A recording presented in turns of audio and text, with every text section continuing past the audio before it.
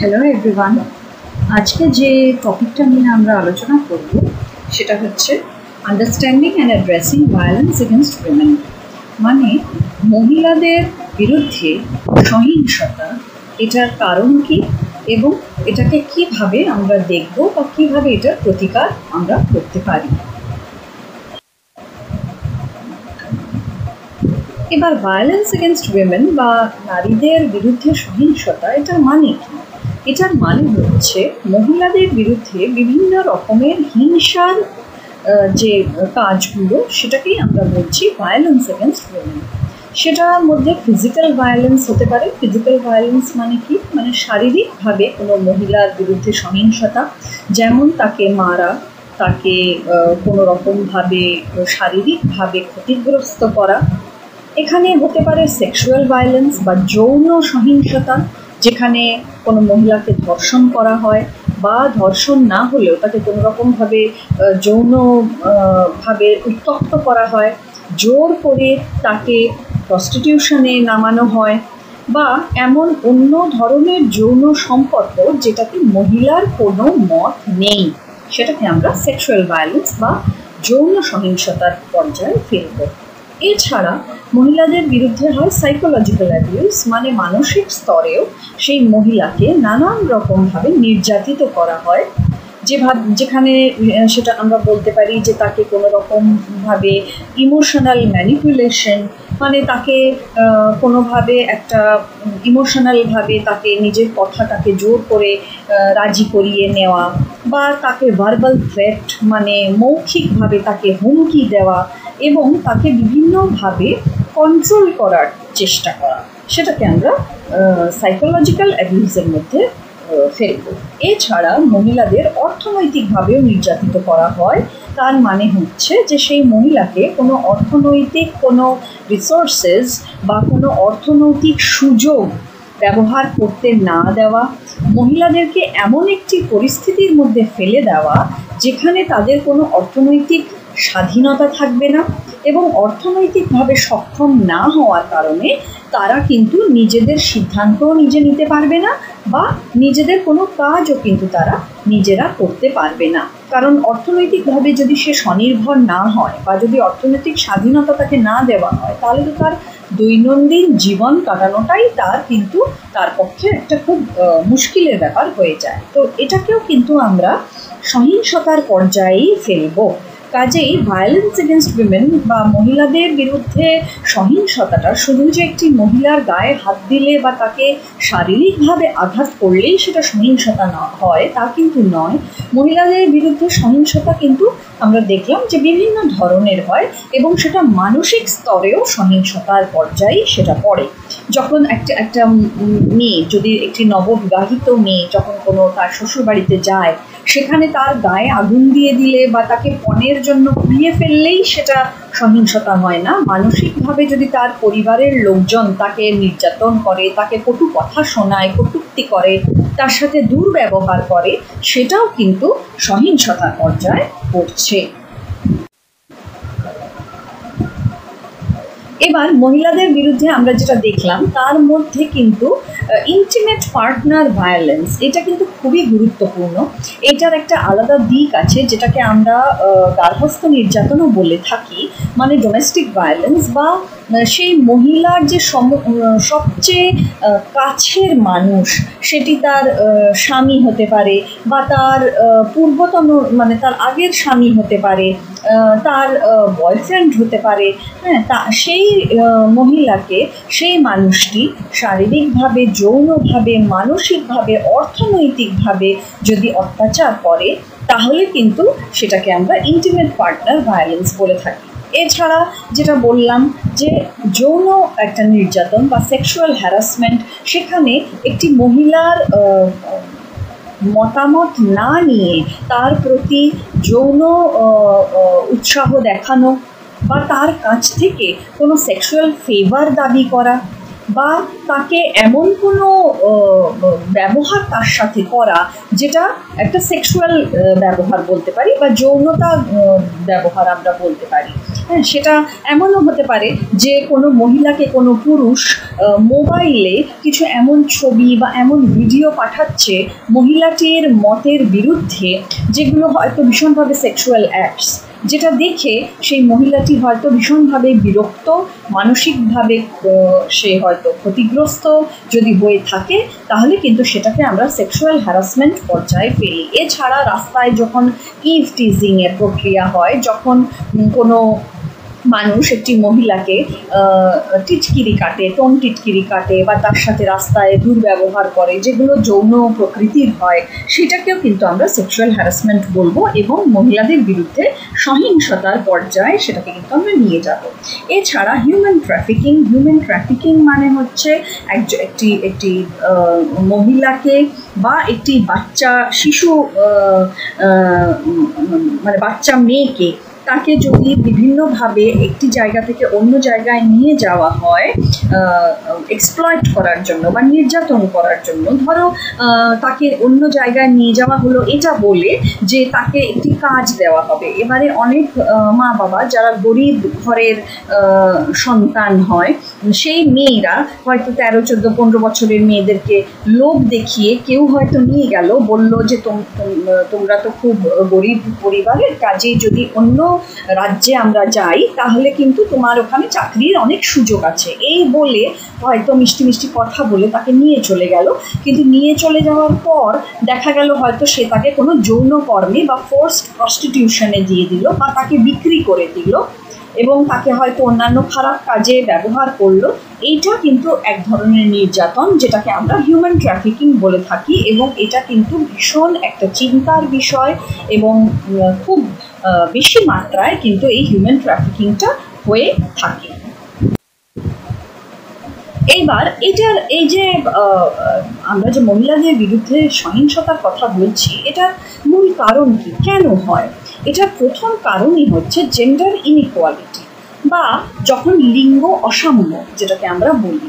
এইবার এই লিঙ্গ অসাম্যের অর্থ হচ্ছে যে একটি সমাজে যখন পুরুষ এবং নারীর মধ্যে বিভেদ করা হয় বিভিন্ন সামাজিক কারণে, জৈবিক কারণে নয়, সামাজিক কারণে, যখন একটি নারী এবং পুরুষের মধ্যে এমনভাবে বিভেদ করা হয় যে মহিলাদেরকে সব সময়ই নিকৃষ্ট এবং পুরুষদের থেকে নিচে মনে করা হয়, তখনই কিন্তু জেন্ডার ইনইকুয়ালিটির সৃষ্টি হয়, যেখান থেকে মহিলাদের নানান রকম সমস্যা এবং বিশেষ করে হিংসার ঘটনা মহিলাদের বিরুদ্ধে কিন্তু হয়।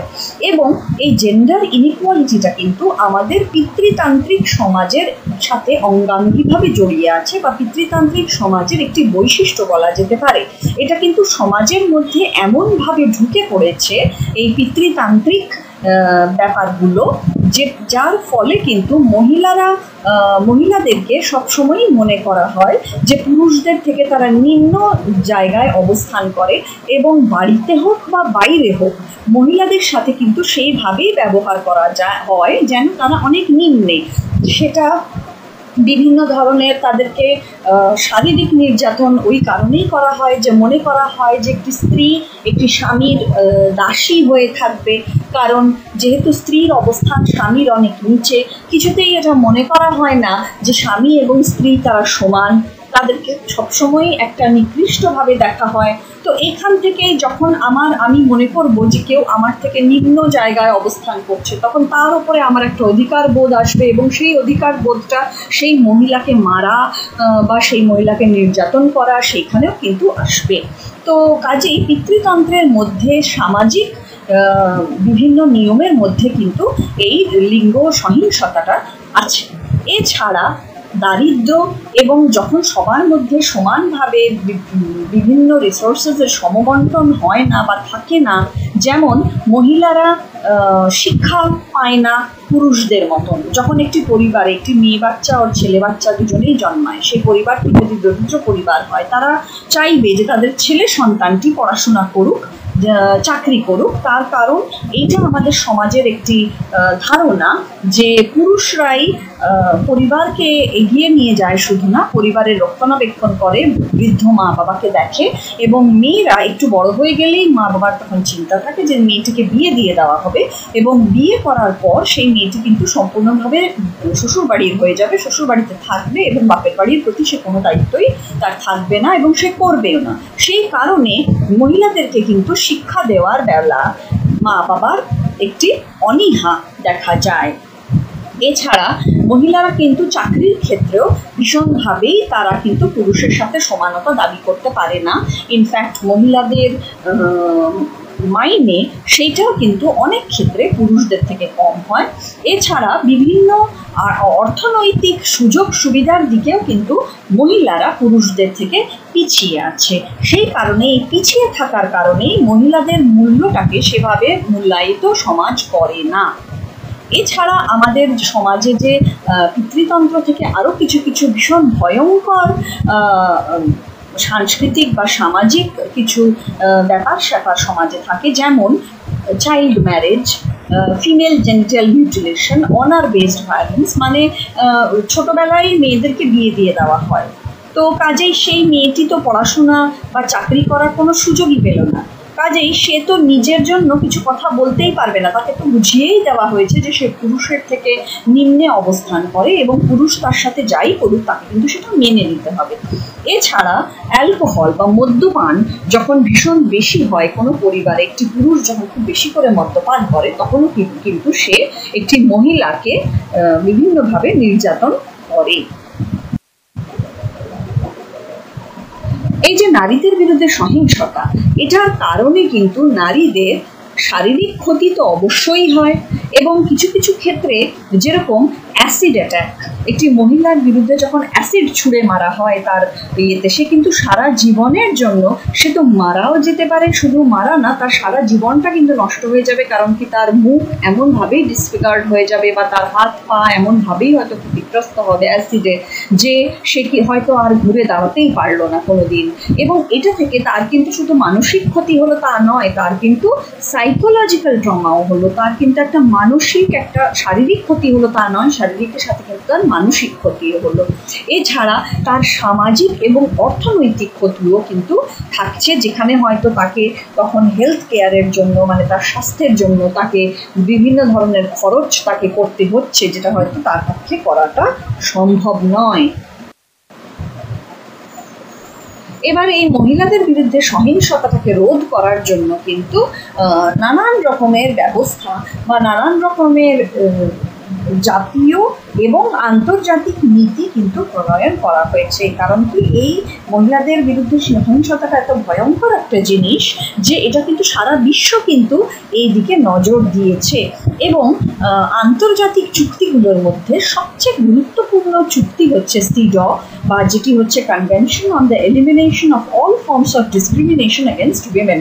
এটি একটি আন্তর্জাতিক মানবাধিকারের একটি চুক্তি যেটা সম্মিলিত জাতিপুঞ্জ গ্রহণ করেছিল, এবং এটা কিন্তু একটা অত্যন্ত একটা গুরুত্বপূর্ণ আইনি পদক্ষেপ মহিলাদের অধিকার সারা বিশ্বে রক্ষা করার জন্য। কারণ মহিলাদের বিরুদ্ধে সহিংসতাটা কিন্তু মানবাধিকার লঙ্ঘনের পর্যায়ে পড়ে, যেখানে নারী এবং পুরুষকে কিন্তু সমান মনে করা হয়, সমান মনে করা হয়েই মানবাধিকার রক্ষাটা করা হয়।